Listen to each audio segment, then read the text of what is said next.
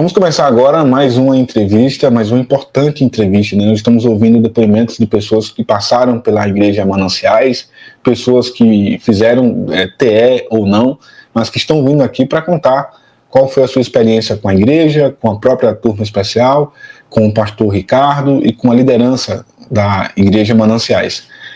Nós vamos conversar agora com a Jordana, mas ela é só mais uma das pessoas que tem passado por aqui para contar essa experiência, e você também pode contar a sua experiência, seja positiva ou seja negativa. Nós não estamos buscando aqui pessoas que só queiram falar mal da igreja, não é esse nosso objetivo. Temos tentado de forma reiterada contato com pessoas da igreja, com a própria liderança, mandamos e-mail, mandamos mensagem, o que você imaginar. Ninguém responde, mas o nosso papel nós estamos fazendo, estamos ouvindo as vítimas, o que eu até chamo de sobreviventes da Igreja Mananciais.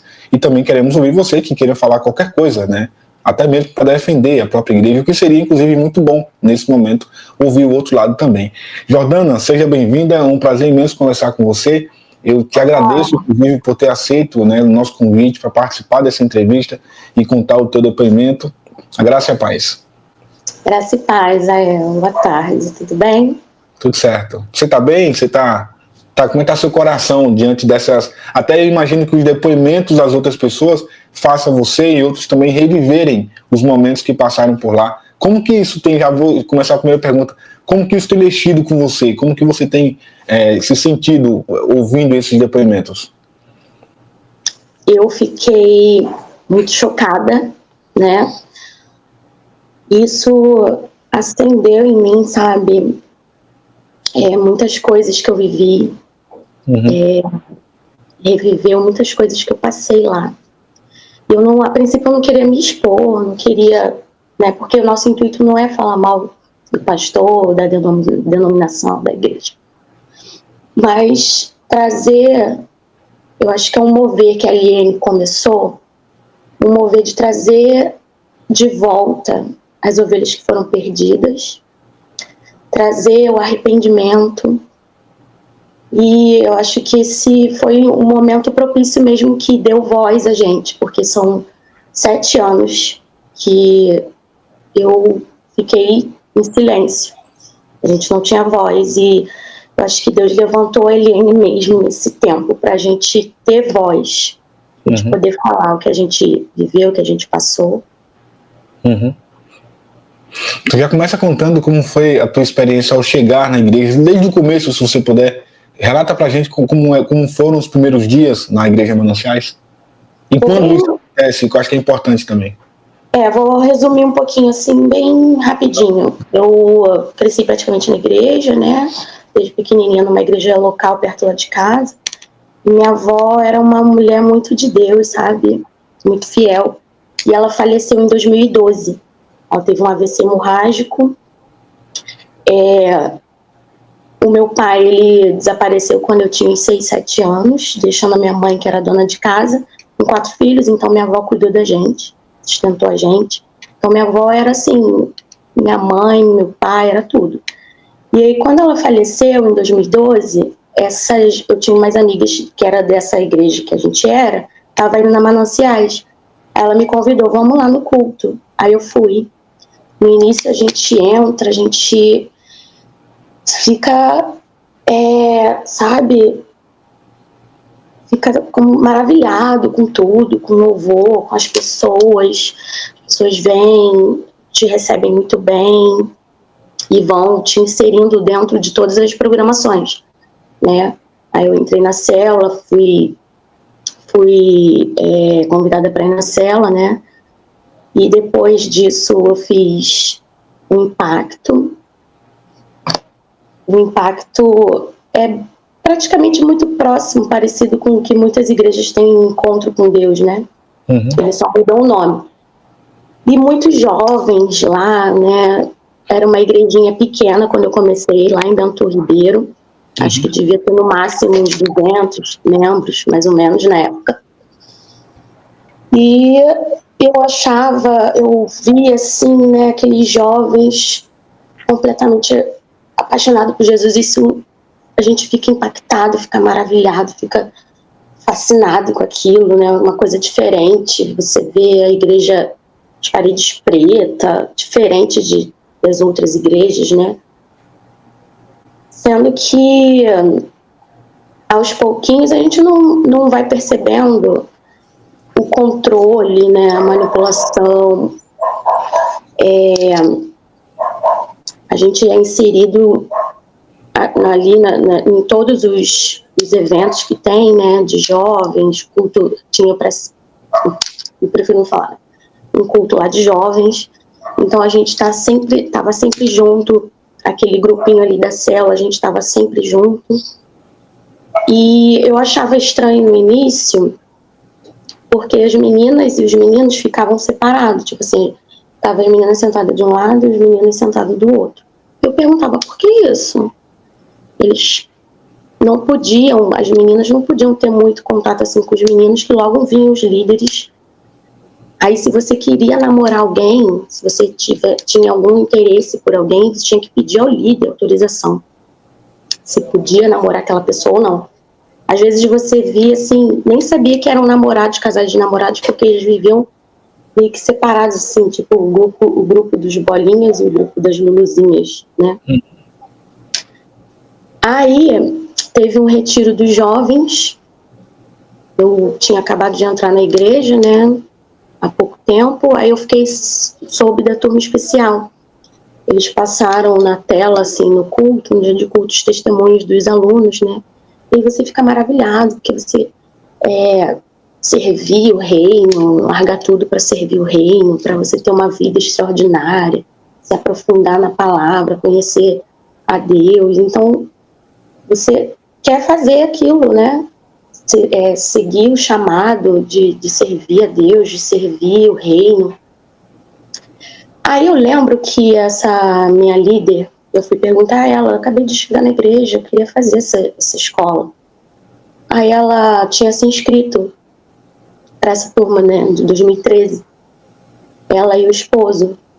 E ela falou assim, não, acho melhor não, porque você chegou agora. Eu achei que, a princípio, assim, ela não queria que eu fizesse, porque eles tinham acabado de se inscrever também para a turma e eu tinha acabado de chegar na igreja. Eu, não, tudo bem, vou esperar a próxima, que iria abrir no outro ano, que foi 2014. Uhum. Esse líder até era de carreira militar, largou a carreira militar para poder fazer a turma especial. Caramba! Eu larguei, eu estava estudando em 2014, eu estava fazendo curso, estava estudando, eu larguei tudo também para fazer turma especial, porque a gente sabe, vai fazendo assim uma lavagem mesmo na nossa cabeça, que servir o reino é ali, tá ali naquela bolha, ali dentro ali da igreja, eles demonizam assim o trabalho secular, faculdade, você estudar. Acho que chegou sempre a falar que primeiro todo mundo tinha que fazer turma especial ao invés de fazer faculdade. Então a gente para a nossa vida por 2 anos, para de trabalhar, para de fazer curso, faculdade, que está fazendo para ficar integral ali na igreja. A gente fazia tudo, a gente tinha hora para chegar, era, se não me engano, 8, 9 horas da manhã, até as 10 da noite. E o pastor sempre falava que 50% da escola era a turma especial e 50% era a casa da turma. Ele falava para a gente sair da casa da família, para a gente sair, falava de espírito geracional, para a gente sair da família, da casa da família e para essa casa da turma, onde ele iria tratar nosso caráter. E aí, eu fui morar na casa da turma. Eu fui pela fé, porque eu não tinha dinheiro para pagar. A gente pagava a turma especial e a casa, né? Eu fui pela fé mesmo. E morando ali na casa, a gente tinha toque de recolher. A gente tinha que estar na casa até as 10 da noite. Essa casa é tipo uma república, né? Não fica todo mundo lá. Tipo uma república, isso mesmo. Aí a gente tinha toque de recolher, tinha horário para chegar. A gente podia chegar só até as 10 da noite em casa.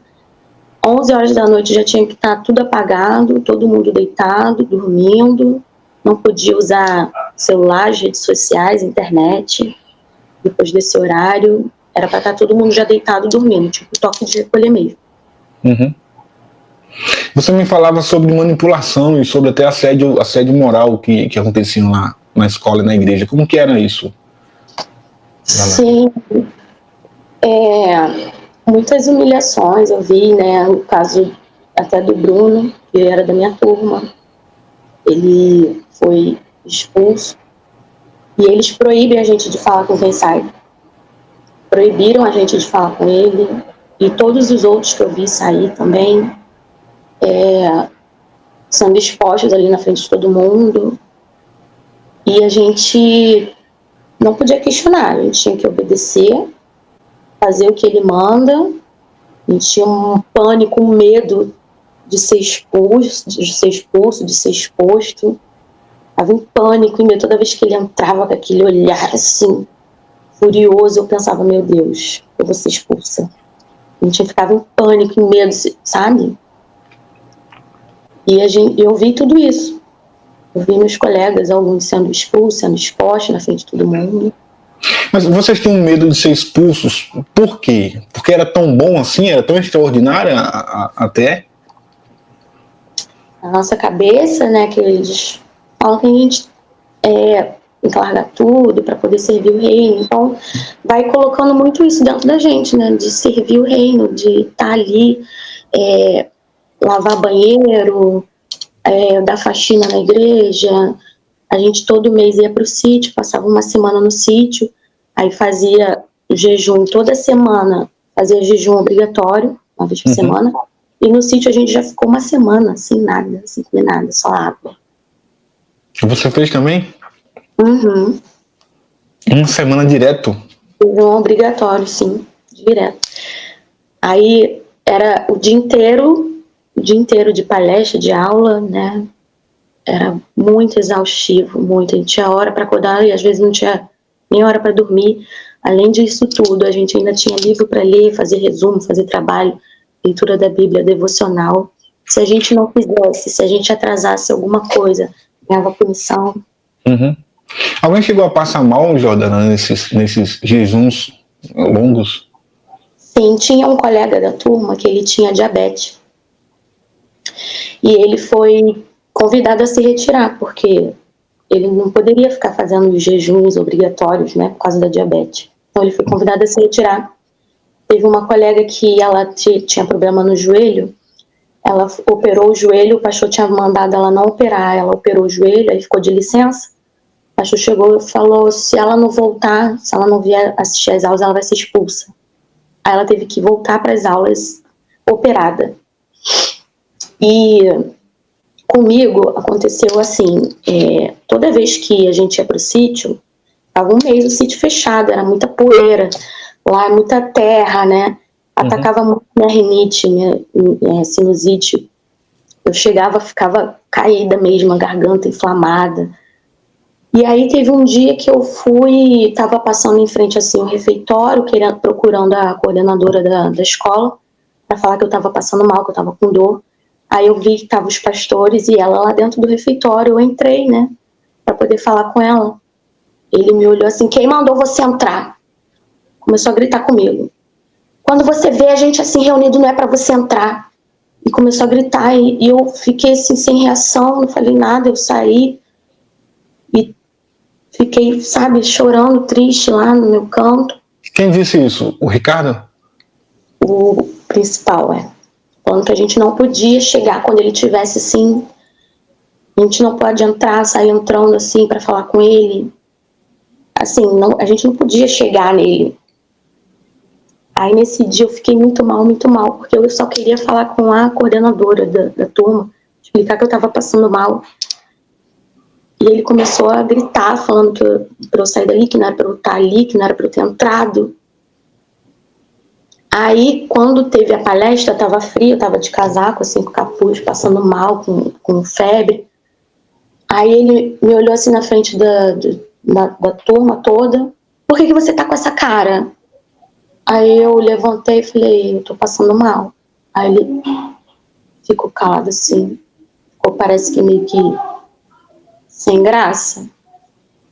Aí eu sentei, aí ele não gostava que a gente ficasse com uma cara assim de doente, de coitado. Então ele chamou a atenção ali na frente, porque tava com aquela cara de doente, né? E ele foi E começou a questionar porque eu tava com aquela cara.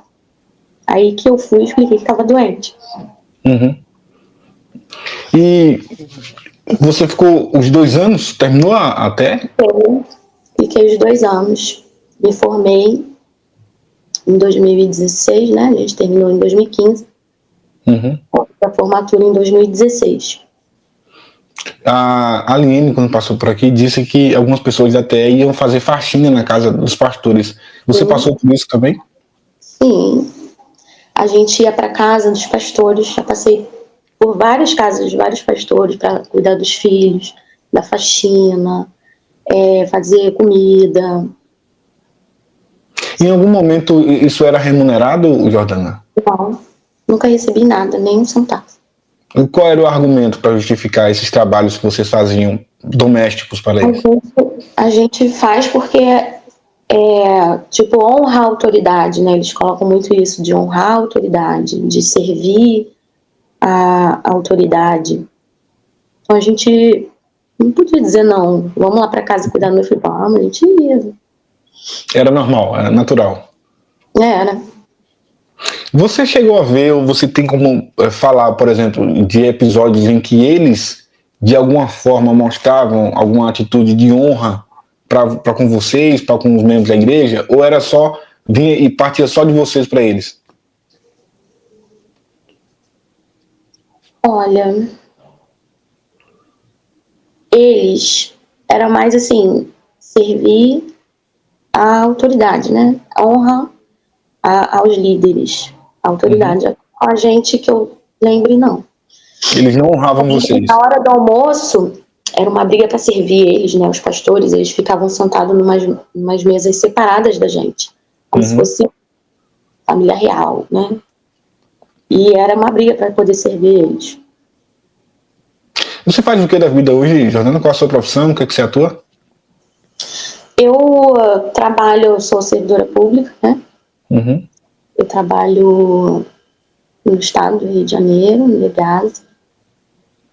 Eu estou ainda me formando em pedagogia.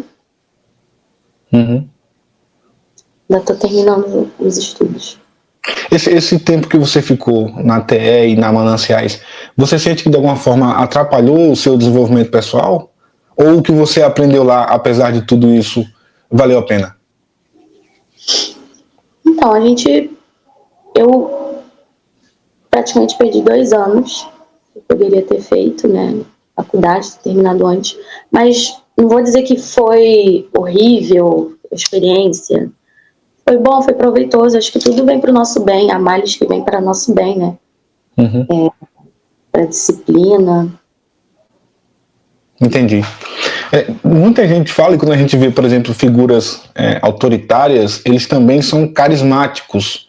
E muitas vezes não tratam as pessoas como eu vejo muita gente falando que o Ricardo trata, ou pelo menos, não sei se é com todos os membros da igreja, ou se é especificamente com a TE, que ele pegava muito mais pesado com a TE.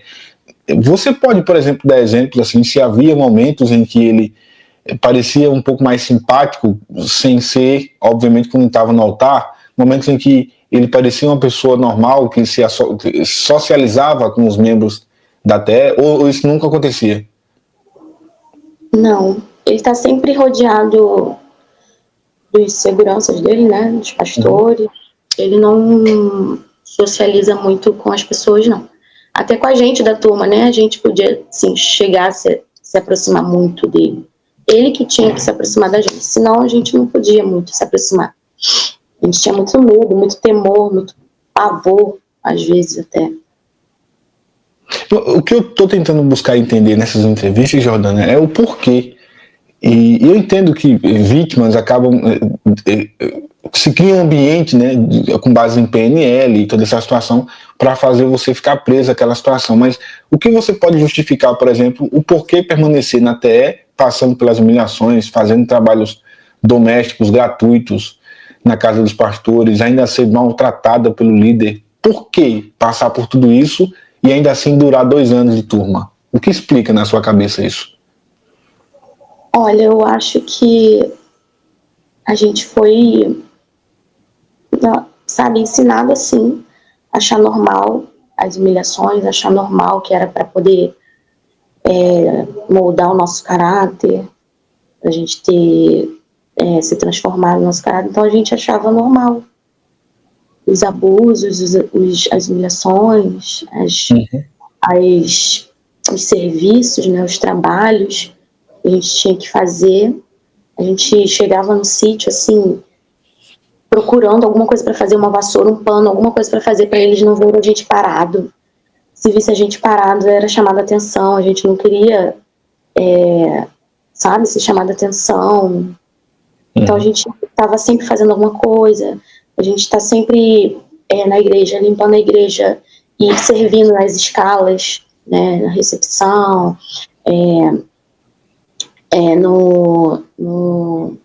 os meninos ficam no som, ou então no Triple M, né, na mídia. Então a gente estava sempre fazendo alguma coisa, ajudando na cantina, servindo na cantina. A gente sempre estava inserido em alguma coisa. E quem tinha ministério, né, dos kids, das crianças, iam para os seus ministérios, né, quem ia para o louvor, ia para o louvor. E a gente aprendeu que era assim, né, a gente não via. Quando a gente sai, que a gente começa a ver, não é assim que Jesus faria, sabe? Quando teve um dia que foi no meu 2º ano, teve uma reunião com todas as meninas da Tecla, a pastora. Todas foram chamadas, menos eu. E eu só descobri porque eu estava lá na igreja limpando, aí os meninos, o que você está fazendo aqui? Todas as meninas foram pro café da manhã lá da pastora. Veio, mas eu não sabia. Eu não fui chamada. Aí eles, vai pra lá. Eu falei, não, eu não vou ficar aqui, porque eu não fui chamada, eu não fui convidada. Chegar lá assim, sem ser chamada, sem ser convidada. E aí a gente vai,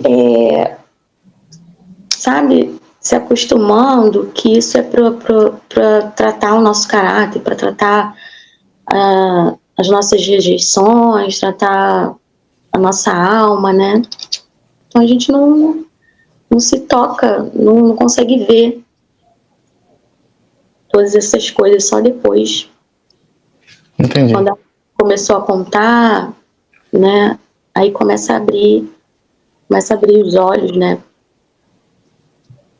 E quando é que você decide sair de lá, Jordana? O que foi o gatilho para você tomar essa decisão? Então, aí, quando ele sempre fala assim, é para sempre, né?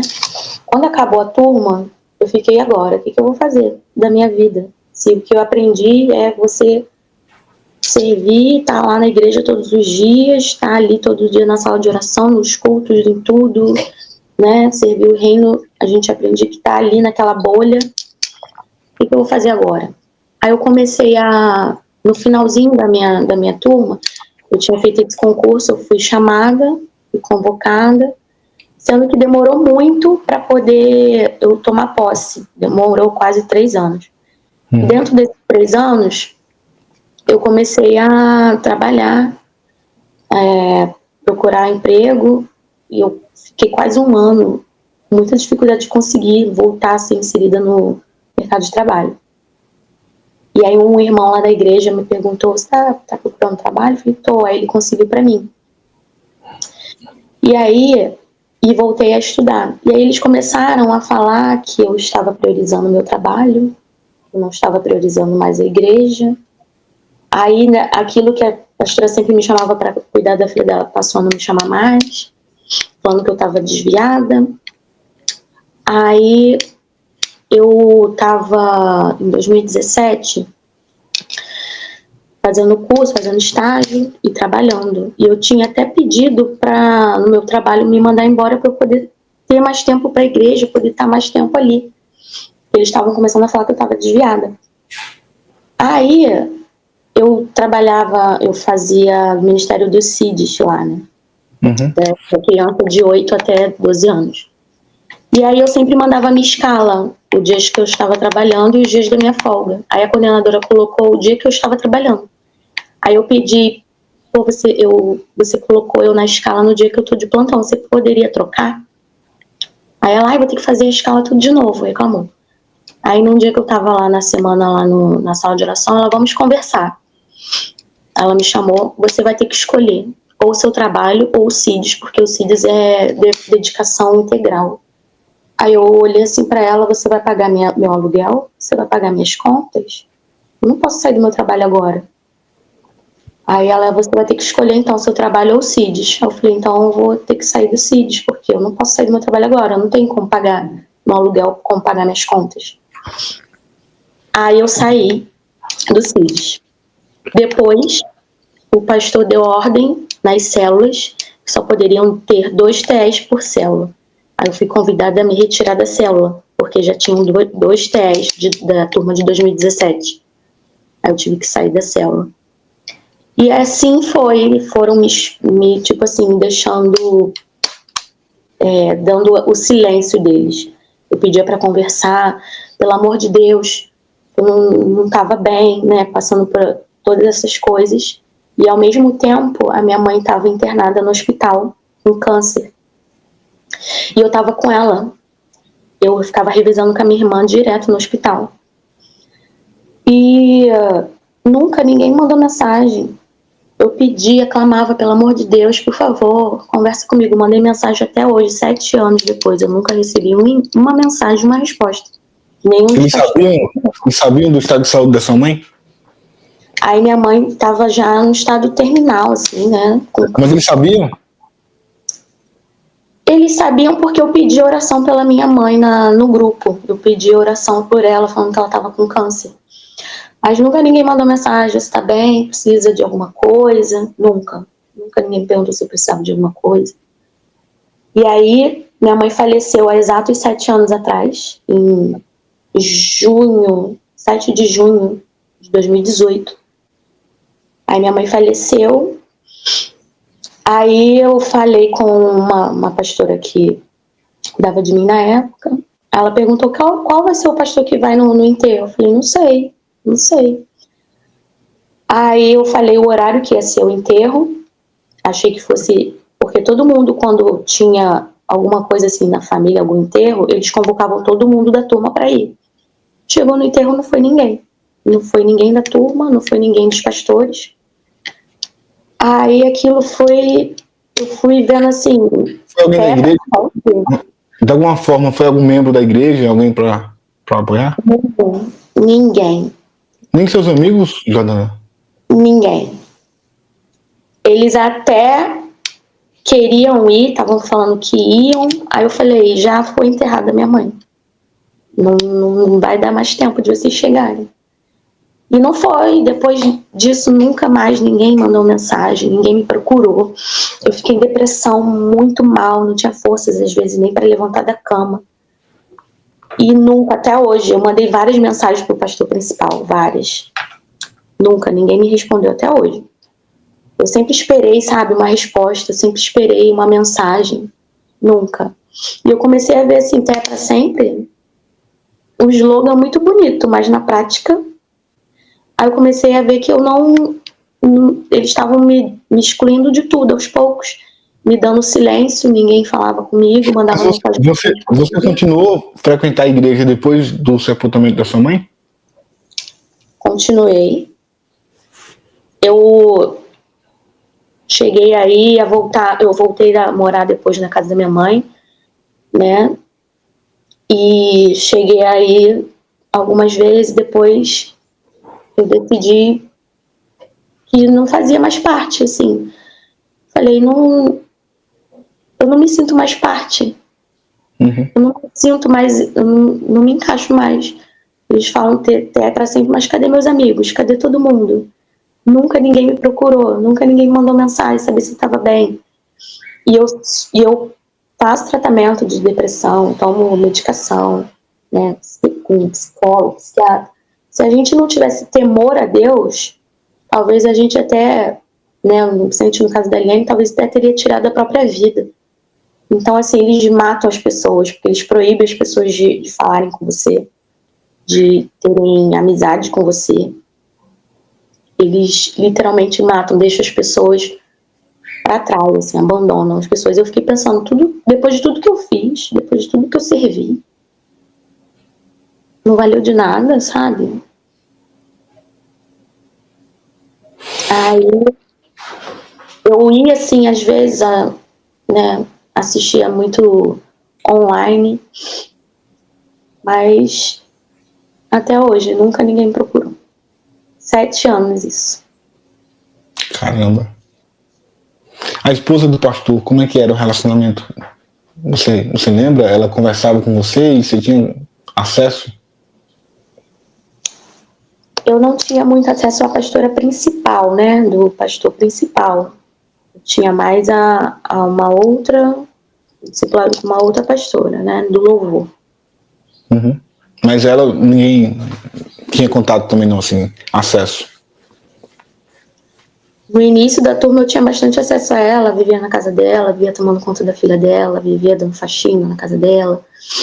Depois, quando acabou a turma, eu comecei a voltar a trabalhar, a estudar, acabou. Uhum. Não, eu pedi, eu clamava, pelo amor de Deus, conversa comigo que eu não tô bem. Não, sabe, eles dão um gelo, assim, um silêncio. Eu acho que eles esperam que a gente vá se humilhar, implorar de joelhos, como eu já vi amigos que foram expulsos da turma, implorar, ajoelhar, chorar, sabe, para poder voltar. Eu acho que eles querem isso, que a pessoa se humilhe, se rasteje no chão e chore implorando para voltar.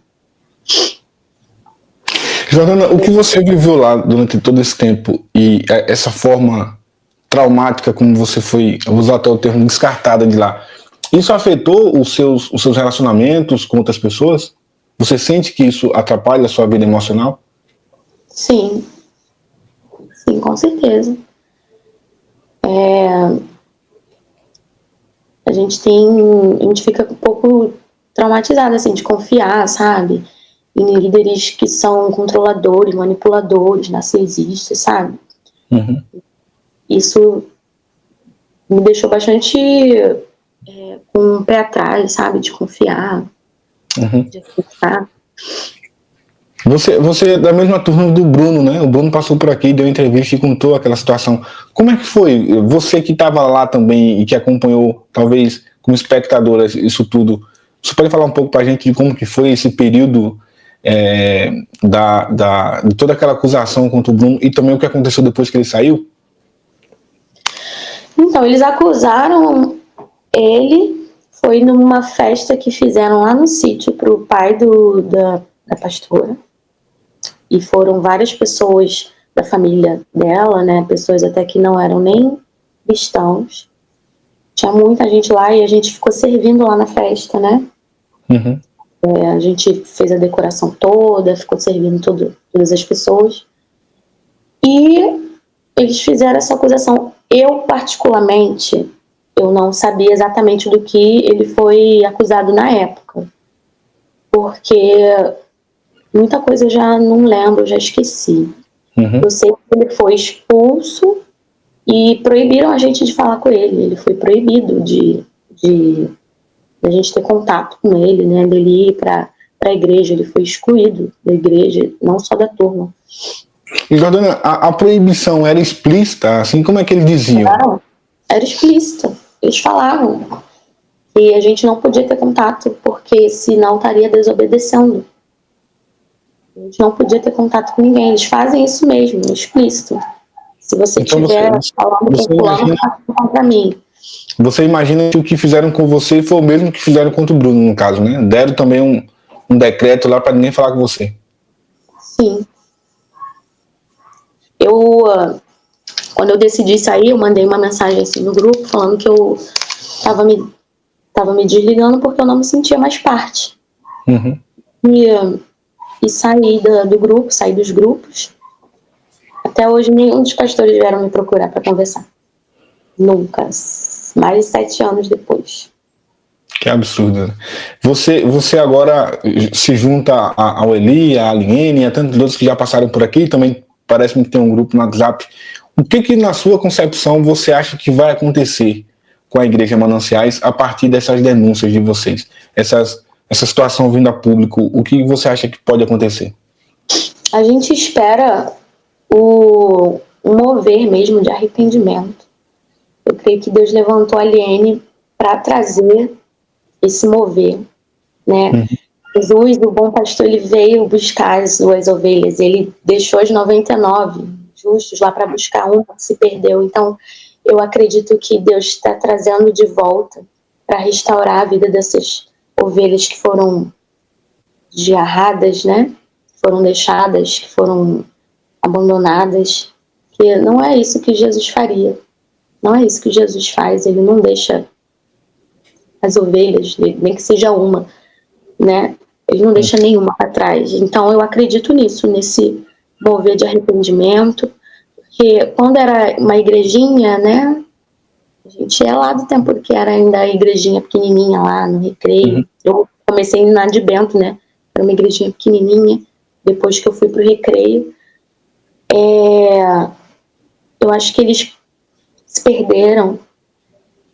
Tem ex-membros que estavam desde o início da fundação, né? Que comenta, que fala que entrou a ganância, sabe? Eu acho que a ganância, o amor ao dinheiro, e como cresceu muito, bombou, explodiu, tem até mananciais fora do Brasil, eu acho que abriu, sabe, acho que posso dizer isso, assim, eles se perderam o primeiro amor, e se deixaram levar pela ambição, pela ganância, pelo poder. Mas eu acredito que Deus está vindo para poder restaurar a sua igreja, para poder trazer o arrependimento e fazer voltar o primeiro amor pelas obras. Para a gente finalizar, deixa o seu recado, né, de alguém que foi TE, para quem está lá ainda e que de repente enxerga isso que você falou. Eu tenho recebido inclusive e-mails, eu vou ler depois em outro vídeo, um e-mail que eu recebi hoje, muito impactante, de alguém que está lá, que também é TE, mas que por razões familiares e etc. não pode sair da igreja agora.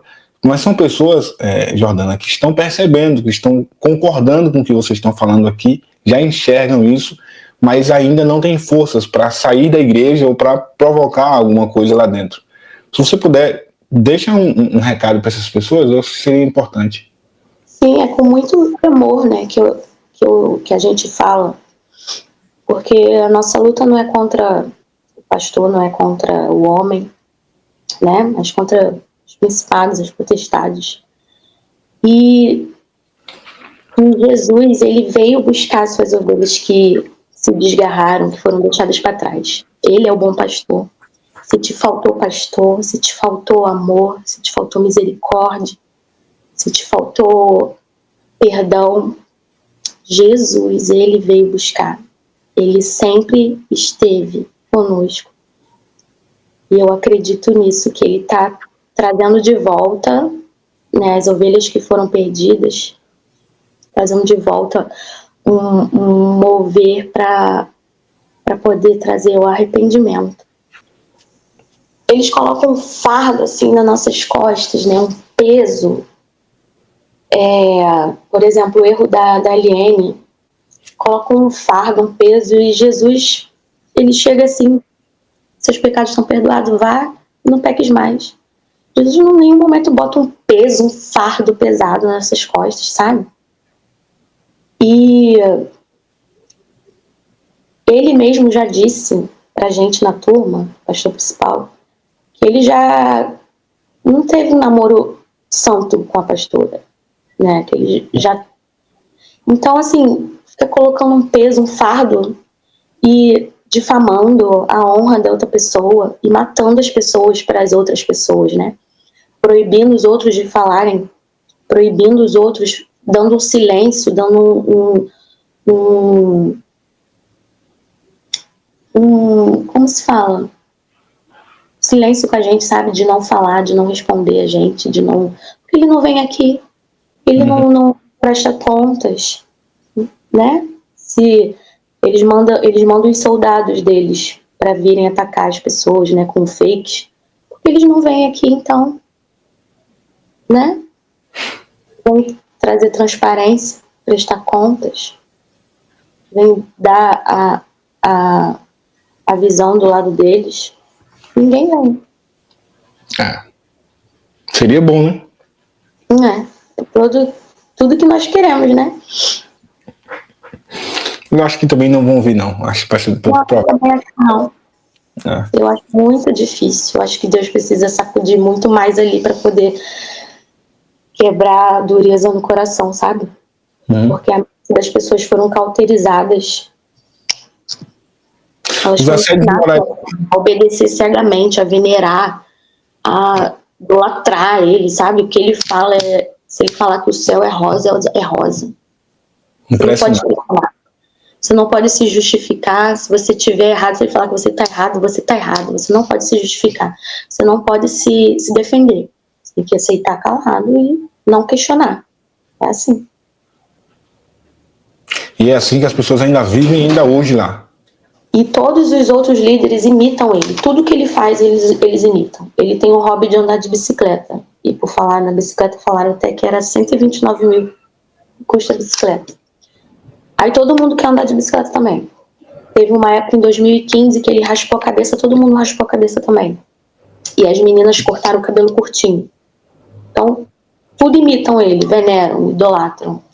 Tudo que ele fala é baixa a cabeça, ensina ou não. A única pessoa que tinha coragem de falar na cara dele, de confrontar ele, era a mãe dele. Mas, infelizmente, a mãe dele faleceu. Então, todo mundo abaixa a cabeça, faz o que ele manda. Se mandar falar, não quero que fale com fulano, não falam, matam as pessoas. Que absurdo, né? Imaginar que isso num ambiente religioso e que parte de alguém que se apresenta como imitador de Cristo. É absurdo. É por isso que a gente tem ficado surpreso com cada depoimento de pessoas que têm passado. A gente aprende na turma que de viver uma vida simples, né? Pro reino. Mas ele prega isso, mas não é isso que ele está vivendo, né? A gente sabe que as coisas caras que eles compram, a casa vale milhões, enfim. Jordana, obrigado, viu? Foi um prazer imenso te ouvir e ter você aqui para contar a sua história. Foi um prazer. Tchau, tchau. Obrigada. Tchau, tchau.